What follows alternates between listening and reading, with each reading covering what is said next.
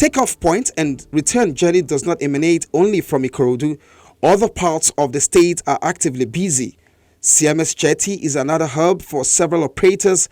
There is the Ikoyi Foreshore Jetty, Badore, Aja, and more. But challenges exist. The hindrance that we have right now is the channelization. Most of the routes that we ply right now are shallow. So we need the assistance of government, just as they are helping to build roads, to help in channelizing, doing channelization on to make the waterways freer and more conducive. So far, the government, what we initially believe that the operation is going to be, that is going to be a kind of a partnership. Maybe they will provide all the platform for the operator to operate. But so if you see behind you, there is a jetty built by Lagos State government for like 6 years now. The jetty has not been used, and this is not the only place. All over. So they promised to create a platform for it to operate. But so far, all we have been doing is our own effort. Apart from supervising the boarding and ensuring that the required safety is met, and no, I don't see them doing it, because if you have come maybe during November and December, and you will see behind me there is a barricade. Every October to December, we do have this water hyacinth. They come, government have not even deemed it fit. And it took us in collaboration with other operators to get this done. We have identified what the problems are. The water hyacinth is a classic example. The government is going to, Lagos State government is going to buy water hyacinth equipment that would immediately clear it or preempt the growth of water hyacinths on the water. That's number one. Secondly, we have also going to increase the patrol of the waterways. Over time, we have encouraged and supported the marine police by providing marine boats. The governor even gave 2 gunboats to the police to patrol the waterways. So it's all of this that we are bringing on board to make sure that the waterway is safe and is available for the public to use. And then we're also going to dredge the channels and put the buoys on it so that they will know the route to follow. Though it is more costly to go by boat, people enjoy the waterways because it is safer and faster. Since we've started, we have not recorded a single accident. And when you look at it, you can see the water. It's free. Nobody is harassing anybody. There's no traffic. Once your engine is okay, your boat is okay. No other thing. And you see, the problem that Nigerians don't actually realize is that even if there is going to be an accident on water stuff that will affect a water boat, you will find out that there are several boats that are around to revive or to support that boat under distress. So it's always very difficult to have that accident recorded on marine transportation. It's always very difficult, very, very minor. In a year, you may not have more than 1 or 2 in a year. So because you have other boats that are around, the signals are there. Most of the boats, they have their marine radio that they can use to communicate. And apart from that, as you are at a terminal, you are also watching for the Apapa Marina. You are also watching the other end. So if there's going to be any distress call, there are several boats that will support. And before you know it, there won't be any accident. Water transportation is very safe. If you can operate for more than 13 years and you have not recorded a single mishap, it shows that it is a safe means of transportation.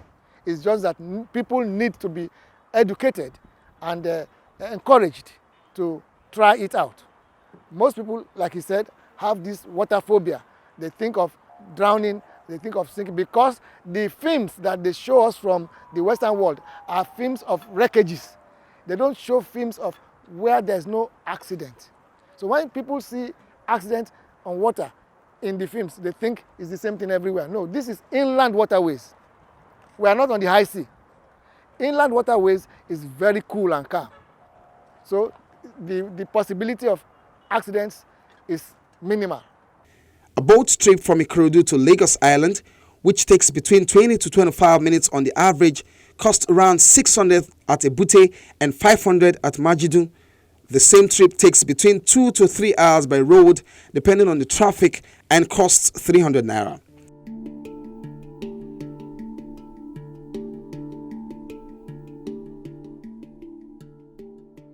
If you consider the massive investment the state government has made and continues to do on land public transportation, it is nowhere compared to what has to be done to improve commuting experience, patronage, profitability for operators of the waterways. Actually, you see, when you look at it, the business itself is very costly. Don't let us deceive ourselves. You know how much an engine is roughly about 5 million naira. Not to talk of having 2-3 different boats, having a twin engine. That is very, very expensive. And that's why people have not been coming into that business. It's very costly. And apart from that, there's no support. That full support is not there. Presently, like we will have gone to Ikorodu, but there's no terminal. We have a lot of people there, which we can ferry down to Marina, to Yanoworo. But there's no landing jetty for us at Ikorodu. The waterway transport is also not exclusive to commercial passengers. Some corporates and VIPs have also adopted it as either a viable alternative or as the only choice to make.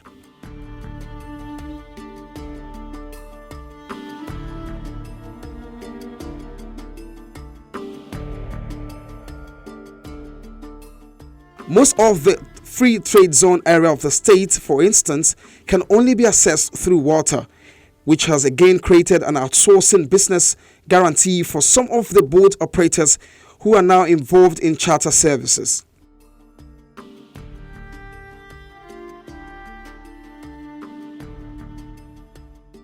Boats are expensive, no doubt, but the laws of demand and supply, public-private partnership, effective and efficient management systems by relevant regulators, safety campaigns, periodic dredging and channelization can make this natural resource a convenient, safe and profitable means of transportation and perhaps scale up in user experience among the intermodal form of transportation.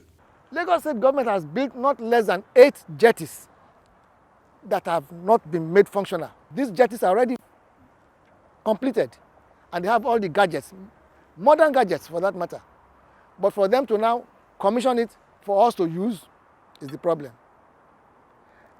For example, we cannot fly Ikorodu Marina now because there's no jetty for the type of the boats we have to berth. The type of boats we have, ferries, cannot berth on those jetties that they have there, except the type of jetty built by the Lagos government is conducive for us. Available data on passenger traffic per day in Lagos says that 8.8 million people, representing about 40%, commute by walking. Bus rapid transport system accounts for 0.14%, that's 90,000 people. Regulated bus, that's the lag bus, 150,000 people, 1%. Private cars, 2.5 million, which represents 11% of the daily commuting. Semi-formal minibuses, popularly called danfos, 9.9 million people, representing 45%. Further mass transit train, 132,000 people, which is just a 1% representation. Water transportation system, 74,000 daily, 0.34%. Other non-data modes, including motorcycles, tricycles, bicycles, taxis, articulated vehicles, minivans, and boats, account for 264,000, which represents 1%. Total passenger traffic per day is about 22 million. At 0.34%, representing a meager 74,000 persons per day on the waterway transportation, where would you rather put your money if you were an investor?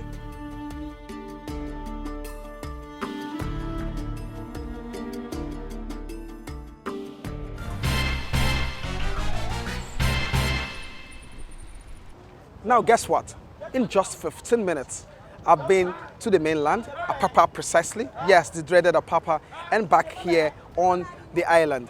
And I'm standing on the part of Lagos that is called the island, or Lagos Island. And to my left is the mainland, and that's Apapa, just separated by these few meters of body of water.